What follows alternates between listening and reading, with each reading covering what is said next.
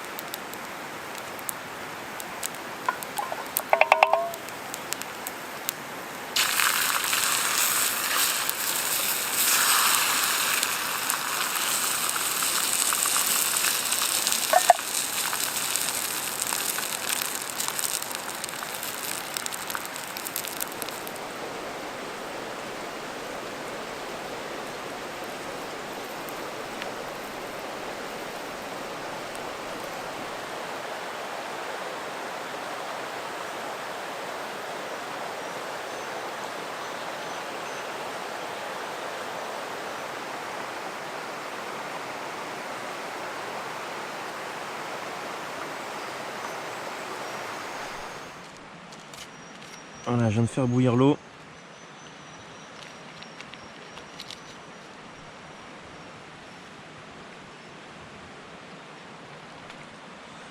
Alors vous voyez que j'ai utilisé une plante pour ce repas qui est l'ail des ours ou l'ail sauvage ou l'ail des bois comme vous préférez. Et en fait j'adore cette plante parce que non seulement ça a le même goût que l'ail, donc ça aromatise vos plats, c'est très très bon pour la santé l'ail, et surtout que l'ail des ours est beaucoup plus riche que l'ail qu'on retrouve dans nos cuisines. Donc c'est un superbe aliment et une superbe plante qu'on peut retrouver partout dans la forêt. Et bien le repas est terminé, je me suis vraiment bien régalé avec l'ail des ours là, une plante que j'aime vraiment bien, il y en a pas mal par ici, c'est pour ça aussi que j'aime bien ce coin assez sauvage avec cette petite rivière, un coin qui reste assez frais malgré les canicules estivales qu'on a de plus en plus.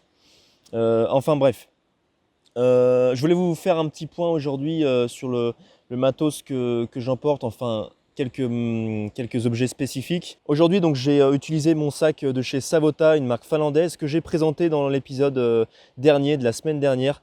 Je vous ai donné mon avis dessus après plus d'un an de tests.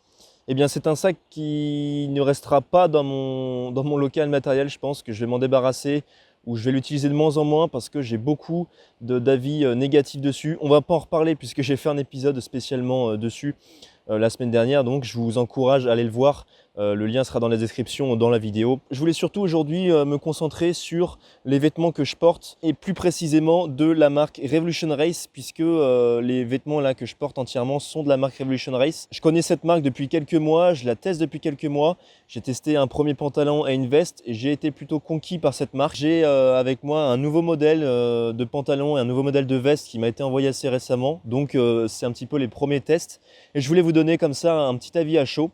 Alors déjà, Revolution Race, pourquoi j'adhère à cette marque? Premièrement, c'est que c'est du matériel de qualité, c'est résistant, c'est très confortable, donc adapté pour nos mouvements assez amples, etc., que l'on doit effectuer sur le terrain. Et je trouve que, eh bien, même si on est habillé pour aller dans les bois, on garde une certaine tenue.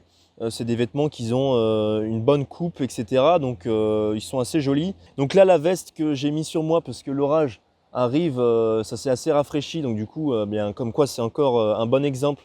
Il faut avoir une veste chaude dans son sac, ça peut servir sur le terrain avec les aléas météo. Donc une bonne veste assez chaude, très confortable, avec également comme ça c'est une spécialité de Revolution Race, ils font des tissus qui mettent à certains endroits, au niveau surtout des zones de tension qu'on va avoir qui vont se produire avec les mouvements. Donc là, par exemple, tout ici, on a du tissu assez léger, assez élastique également, qui permet de donner aux vêtements une caractéristique assez confortable. Voilà, alors après qui dit tissu fin, etc., dit aussi peu robuste. C'est un peu les choses négatives que je peux donner, puisque pour le bushcraft, on va se traîner un peu partout, on va se mettre par terre, on va traîner les genoux, s'asseoir dans la terre, sur des racines. Donc ça peut vite se détériorer. Et par exemple sur mon pantalon, là aussi, j'en ai au niveau des genoux, au niveau des fesses. Voilà, c'est un peu négatif. Donc j'orienterai plutôt les vêtements de la marque Revolution Race pour du trek ou de la randonnée, aller avec un petit bivouac, mais pas sans faire de feu, bricoler dans les bois, en gros sans faire du réel bushcraft. Là, le pantalon que j'ai, il est très confortable. Il a aussi ce système de guêtre là qui s'inclut au niveau des chaussures, ça évite qu'il remonte. Donc ça c'est pas mal quand il y a de l'eau. En parlant d'eau, tous ces vêtements, les textiles sont déperlants, donc c'est-à-dire que si on prend un petit peu d'humidité, une faible averse, eh bien ça ne va pas détremper nos affaires. On a pas mal de poches qui sont réparties sur le pantalon, une poche cargo là, ici. Ça c'est sympa pour ranger son matériel, pour moduler et avoir des choses sur soi, un briquet, un petit peu de cordage ou son portefeuille, etc. Et la veste, elle est sympa parce qu'elle est assez chaude. Il y a une petite capuche, donc c'est bien comme petite couche polaire qu'on l'on va rajouter si on a une petite brise fraîche ou comme ici, si ça se rafraîchit bien, puisque un orage m'arrive dessus. Je pense que je vous reparlerai de ces vêtements à l'issue de plus de tests sur le terrain. J'aimerais plus éprouver ces vêtements-là pour me faire un avis un peu plus conséquent, un petit peu comme j'ai fait sur le sac. Et puis ensuite, pourquoi pas vous refaire un retour en vidéo un petit peu plus concret. Voilà, bah écoutez, je vais finir mon petit café qui est juste là, qui est en train de refroidir d'ailleurs. Ma petite pipe, je vais peut-être me poser au bord de l'eau. Et puis ensuite, je pense que je vais ranger et puis on verra ce que je ferai sur la fin de journée. Si tu es intéressé par les vêtements de Revolution Race, il y a 20% de réduction en ce moment même sur toute la boutique et jusqu'à fin juin. De toute manière, toutes les informations sont dans la description.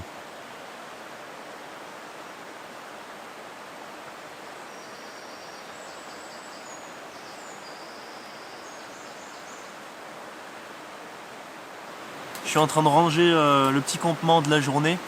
Je vais pas tarder à décamper.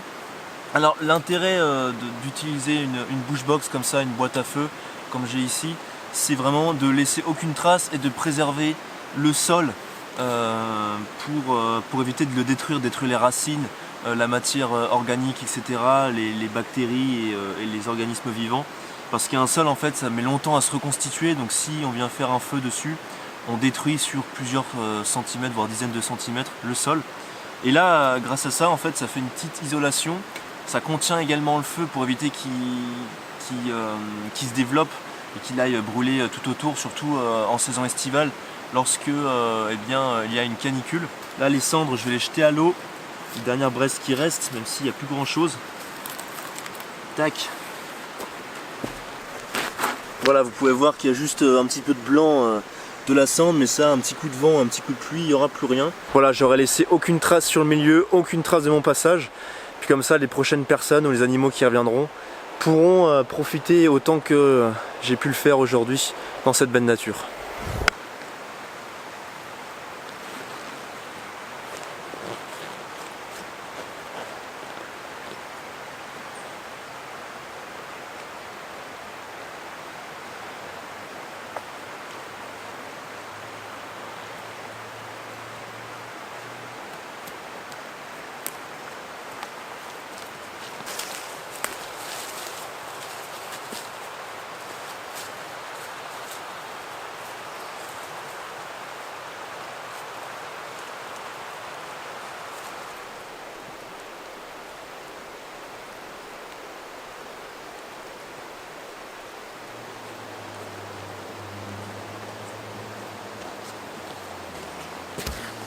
Bon, je suis sur le chemin du retour, le temps est assez maussade.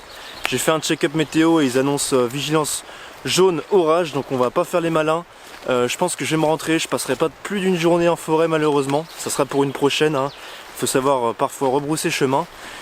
Mis à part ça, j'espère que vous avez aimé cette vidéo. Si c'est le cas, n'hésitez pas à commenter en dessous, à me poser des questions, à me donner votre avis, etc. Ça peut être sympa. Rejoignez-moi également sur Instagram, vous y verrez les coulisses de la vidéo et 2-3 astuces que je ne partage pas forcément sur YouTube. Voilà, on se retrouve lundi cette fois-ci et non pas vendredi pour un épisode prochain et inédit. Sur ce, portez-vous bien et partez à l'aventure. Ciao!